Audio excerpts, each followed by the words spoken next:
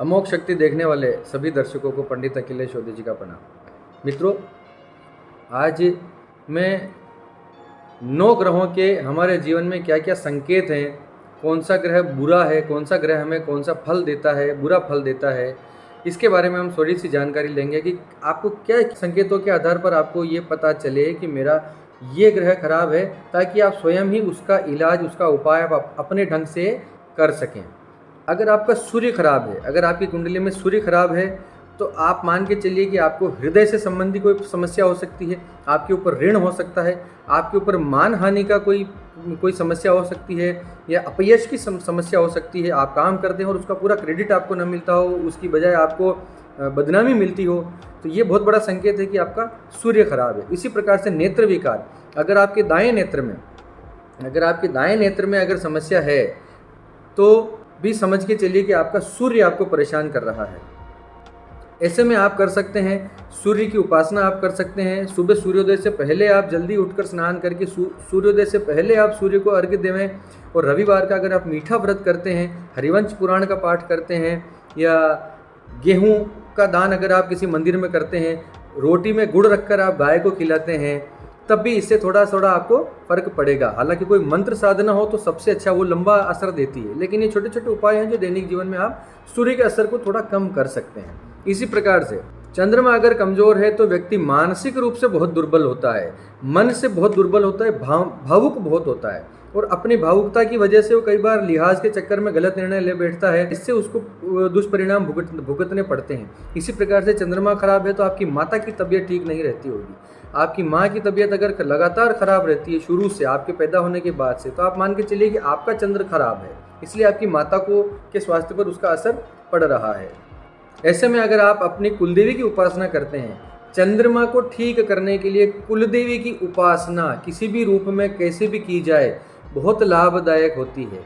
इसी के साथ एक छोटा सा टोटका मैं बता देता हूँ आपको कि चावल का जो मांड होता है, चावल का जो पानी होता है, चावल के मांड को आप हर सोमवार को किसी बहते नदी में प्रवाहित करें, थोड़ा सा, जितना भी वो प्राप्त होता है, जितना भी वो बनता है। मैं कोई मात्रा नहीं बताऊंगा कि पाव भर या आधा लीटर या 1 लीटर, ऐसा कुछ नहीं, जितना आपको 1 गिलास, आधा गिलास, जितना। सोमवार के दिन चावल के मांड का पानी आपको किसी बहते जल में प्रवाहित करना है। अब लेते हैं मंगल अगर आपका खराब है, या मंगल आपको कोई किसी तरह से समस्या हो रही है मंगल की, तो आप ये संकेतों से ध्यान दीजिएगा। भाई के साथ आपका विरोध हो सकता है, आपके भाई से अगर आपकी बिल्कुल नहीं बनती, तो आप मान के चलिए कि आपके मंगल का प्रॉब्लम है, मंगल की समस्या है। उसी प्रकार अचल संपत्ति, प्रॉपर्टी से रिलेटेड कोई प्रॉब्लम्स हो, कोर्ट कचहरी के केस हो, पुलिस की कार्रवाई हो, इस प्रकार से कोई हिंसा हो, किसी झगड़े में आप पड़ जाएं, आप पर चोरी का इल्ज़ाम लग जाए, तो ऐसा मंगल के कमज़ोर होने पर होता है। मंगल के लिए जो सबसे श्रेष्ठ है वो है सुंदरकांड का पाठ। और एक अगर टोटका सुनना चाहें तो घर के बाहर जो सुबह आपके मेहतर हैं या झाड़ू लगाने वाले जो हैं, उनको आप सुबह सुबह मसूर की दाल में 1 रुपये का सिक्का डालकर आप रोज़ भेंट करें। रोज़, मैं बोल रहा हूँ रोज़, जो रोज़ नहीं कर सकते हैं वो मंगलवार तो अवश्य करें। अब लेते हैं बुध अगर आपका अनिष्ट कर रहा है तो आपको पथरी हो सकती है, बवासीर हो सकता है, लगातार बुखार का होना हो सकता है, किडनी से रिलेटेड रोग हो सकते हैं, नर्वस सिस्टम से, स्नायु रोग, नर्वस सिस्टम से रिलेटेड कोई रोग हो सकते हैं, दांतों से रिलेटेड कोई रोग हो सकते हैं। इस प्रकार अगर लगातार आपके जीवन में ये ऐसा कुछ चलता रहता है तो आप मान के चलिए बुध आपका अनिष्ट कर रहा है। बुध को ठीक करने के लिए सबसे सुंदर उपाय है दुर्गा सप्तशती की आराधना या दुर्गा सप्तशती का पाठ। हालांकि दुर्गा सप्तशती के पाठ में उच्चारण को बहुत ही ज़्यादा महत्व दिया गया है, हर किसी के बस का नहीं है। दुर्गा सप्तशती में उच्चारण में थोड़ी सी भी अगर इधर से उधर हो जाती है तो वो बहुत बड़ा दुष्प्रभाव आपको भोगना पड़ सकता है। तो दुर्गा सप्तशती का पाठ किसी विद्वान ब्राह्मण से करवाएं। नहीं तो एक छोटा सा टोटका है कि बुधवार के लिए, बुध को प्रसन्न रखने के लिए आप अगर किन्नरों को प्रसन्न रखते हैं, किन्नरों को अगर आप प्रसन्न रखते हैं तो बुध इससे आपका बहुत प्रसन्न होगा। अब आते हैं बृहस्पति पे। बृहस्पति अगर खराब है, बृहस्पति ने अगर आपको बुरा असर देना शुरू कर दिया है, तो आप जीवन में जब तक वो बृहस्पति का असर रहेगा तब तक आपको असफलताएं ही देखनी पड़ेगी। ये बात आप लिख लीजिए। शनि, राहु, मंगल, जितना आप इनसे डरते हैं उनसे ज़्यादा ज़रूरत है गुरुदेव से डरने की। अगर गुरु बुरे परिणाम देने पे आ गए तो, हालांकि शुभ ग्रह हैं, सौम्य ग्रह हैं, इतने खराब नहीं होते, लेकिन जिनकी कुंडली में गुरु नीच के हो गए या गुरु पीड़ादायक हो गए, उनको बहुत भारी समस्याओं का सामना करना पड़ सकता है। और ऐसा देखा गया है कि जिनका गुरु खराब होता है उनको बहुत लंबे समय तक उपाय उनको करने पड़ते हैं। यह नहीं कि 45 दिन कर लिया, 90 दिन कर लिया, बहुत लंबे समय तक उनको भगवान को मनाना पड़ता है, शक्तियों को मनाना पड़ता है, एनर्जी को, पॉजिटिव एनर्जी को बहुत लंबे समय के लिए गेन करना पड़ता है। तो अगर गुरु अगर आपके घर में खराब हो गए तो असफलताएं तो हैं। उसके अलावा अध्ययन में रुकावट आ सकती है, पढ़ाई बीच में छूट सकती है। विवाह में बाधाओं का बहुत बड़ा कारण है गुरु। अपनों से वियोग हो सकता है, यानी आप अपने घर से दूर जा सकते हैं, घर में रहकर आप काम नहीं कर पाएंगे। वहीं अगर गुरु खराब है तो आपकी खुद की इच्छा घर से विरक्त होने की हो जाएगी। जैसे आप बहुत सोशल नहीं रह पाएंगे। जिनका गुरु खराब होता है वो बहुत सोशल नहीं रह पाते, अपने घर में भी वो अकेलापन महसूस करते हैं, अकेला रहने की उनकी इच्छा होती है, वो कई लोगों के साथ एक साथ नहीं बैठ पाते हैं जिनका गुरु खराब होता है। गुरुदेव को ठीक करने के लिए आपको श्रीमद् भागवत का पाठ करना चाहिए या कराना चाहिए, घर में सत्यनारायण की कथा करवानी चाहिए। और अगर कोई टोटके की बात करें तो केले का वृक्ष का पूजन आप कर सकते हैं, गुरुवार का आप मीठा व्रत कर सकते हैं, या किसी विद्यालय में या किसी कोई पढ़ने वाले बच्चों को आप कोई पुस्तक या कोई अध्ययन से रिलेटेड सामग्री आप भेंट कर सकते हैं। अब आते हैं शुक्र पर। शुक्र ग्रह अगर आपके खराब है, शुक्र ग्रह अगर आपको बुरा फल दे रहे हैं, तो इसका सबसे बड़ा कारण देखने में आता है संतान उत्पन्न करने में समस्याएं। संतान संबंधी आपको समस्याएं हैं पैदा करने में।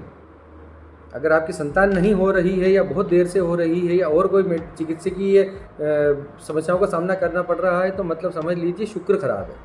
इसी के साथ आपको वात की प्रॉब्लम हो सकती है, वायु की। शरीर दुर्बल रहेगा, शरीर में बहुत ज़्यादा भराव नहीं आएगा, शरीर दुर्बल रहेगा, दुबला पतला रहेगा। अजीर्ण की प्रॉब्लम हो सकती है, खाना खाने के बाद ठीक से पचता ना हो, घबराहट रहती हो, बेचैनी रहती हो, तो समझ लीजिए शुक्र की समस्या है। ऐसे में आप उपाय करना चाहें तो माँ लक्ष्मी की उपासना आप कीजिए, आपको बहुत फलेगी। माँ लक्ष्मी की उपासना आपको शुक्र के लिए बहुत लाभदायक सिद्ध होगी। और अगर कोई एक छोटा सा टोटका करना चाहे तो शुक्रवार के दिन आप खीर का भोग लक्ष्मी जी को लगाएं, खुद भी पिएं और अपनी पत्नी को भी पिलाएं। शुक्रवार के दिन आपको खीर बनानी है, माँ लक्ष्मी को भोग लगाना है, पूजन करना है और खुद भी पीना है, अपनी पत्नी को भी पिलाना है। अब आते हैं शनि पर। शनि देव के ऊपर बहुत सारी बातें हो चुकी हैं, बहुत बड़ी बड़ी समस्याएं हैं शनि देव को लेकर। अगर शनि खराब हो जाते हैं तो असफलताएं तो हैं ही सही, निरंतर असफलताओं का होना, कर्ज बढ़ना, दाम्पत्य जीवन में कलह होना, घर में कलह क्लेश होना, या अपना कोई भी काम सोचा हुआ सफल न होना, ये शनिदेव के सिम्टम्स हैं। इसी प्रकार शनिदेव अगर खराब हो तो गुप्त रोग हो सकते हैं, ऐसा रोग जिसके बारे में डॉक्टर जांच नहीं कर पा रहे हो, ऐसे रोग हो सकते हैं। संतान आपकी अयोग्य निकलती है, संतान का सुख नहीं मिल रहा है। अब इसके लिए आपको क्या करना चाहिए? शनिदेव के लिए भी हनुमान जी का उपाय और भगवान श्री रामचंद्र जी का उपाय, शिव जी का उपाय, शिव जी की उपासना, रामचंद्र जी की उपासना और हनुमान जी की उपासना, ये शनिदेव को ठीक करने के लिए, शनिदेव को शुभ फल प्राप्त करने के लिए आपके लिए बहुत प्रभावशाली होंगे। बहुत सारे उपाय हैं, इनसे रिलेटेड आप देख सकते हैं कुछ भी। और टोटका तो नहीं बताऊंगा शनिदेव का, लेकिन एक परहेज जरूर बताऊंगा। अगर आपको शनि की समस्याओं से बचना है तो आप नॉनवेज से और शराब से, इन दो चीज़ों से आप तौबा कर लीजिए बिल्कुल। क्योंकि आप कितने भी उपाय कर लें, अगर आप मांस और मदिरा का सेवन करते हैं तो उपाय आपको नहीं लगेंगे। फिर ज्योतिषियों के ऊपर ब्लेम आ जाता है कि हमने तो वहाँ पूछा था, उनका उपाय काम नहीं किया। क्यों? क्योंकि परहेज बहुत आवश्यक है, तब जाके दवा असर करती है। चलिए अब बात करते हैं राहु देव की। राहु का जो सबसे बड़ा गुण है, राहु का सबसे बड़ा गुण है जीवन में अकस्मात ही चीज़ों को करना। अचानक कुछ हो जाए, अचानक अच्छा हो जाए तो राहु, अचानक बुरा हो जाए तो राहु। जिसकी चीज़ की आपको कल्पना भी नहीं थी, अचानक आप सब कुछ ठीक रहे, हंसते खेलते अगर आप गिर पड़े, राहु का काम है। जिसकी आपने उम्मीद भी नहीं की थी, इस तरीके से राहु अपना काम करता है जीवन में। अकस्मात चीज़ें हो गई, भूत प्रेत की बाधा अगर हो जाती है, विदेश यात्राओं में अगर आपको जाने में समस्या आ रही हो तो राहु खराब है। टीबी की प्रॉब्लम हो सकती है। इसी प्रकार मानसिक समस्याओं में सब में राहु का बड़ा इंपॉर्टेंट रोल है। अगर आप मानसिक डिप्रेशन, चिंता, अवसाद से गुजर रहे हैं तो भी ये राहु का काम है। क्या करना चाहिए? राहु जनित प्रभावों को, दुष्प्रभावों को कम करने के लिए आपको भगवान भैरव की उपासना करनी चाहिए। भैरव की उपासना से राहु बहुत ही शांत रहते हैं, भैरव की उपासना से। इसी प्रकार टोटके में अगर बात करें तो आप कुत्तों को प्रसन्न रखिए। कुत्ते जितने प्रसन्न रहेंगे, राहु उतने ही आपसे प्रसन्न रहेंगे। अब लीजिए केतु। केतु की बात करें तो केतु का एक विकार है घुटने में दर्द, डायबिटीज़ यानी शुगर की बीमारी जिसको बोलते हैं डायबिटीज़, और आपके वैभव का धीरे धीरे नाश हो जाना।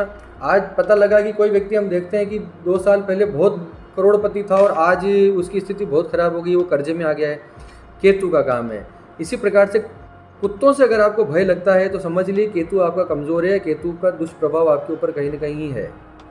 ये आपको देखकर कुत्ते अचानक भौंकने लगें, कुत्ते आपको पसंद ना करते हों, तो भी मानिए कि केतु का ये सिम्टम है। तो केतु को खुश रखने के लिए आप भगवान गणेश की उपासना कीजिए। निश्चिंत होकर केतु के लिए भगवान गणेश की उपासना रामबाण औषधि है, निश्चिंत होकर कीजिए, असर करेगा। इसी प्रकार अगर आप उसमें कुछ टोटका करना चाहें, छोटा टोटका, तो कुत्ते को रोटी दे सकते हैं, कंबलों का दान कर सकते हैं। कंबल का दान करने से भी केतु देव ठीक रहेंगे। इसी प्रकार से आज से हमारी सभी 9 ग्रहों की ये चर्चा संपन्न होती है। और मैं आपसे आग्रह करता हूँ कि आप मेरी जानकारी अगर आपको पसंद आती है तो लाइक करें, नहीं पसंद आती तो डिसलाइक करें, कमेंट करें, प्रश्न करें, जो भी आपके मन में हो वो हमारे सामने रखें। हम कोशिश करेंगे कि उसी से संबंधित हम बिल्कुल सटीक और प्रामाणिक जानकारी आपके सामने प्रस्तुत कर सकें। सबकी मंगल की कामना करते हुए मैं अखिलेश उदित आपसे विदा लेता हूँ। धन्यवाद। सर्वे भवन्तु सुखिनः।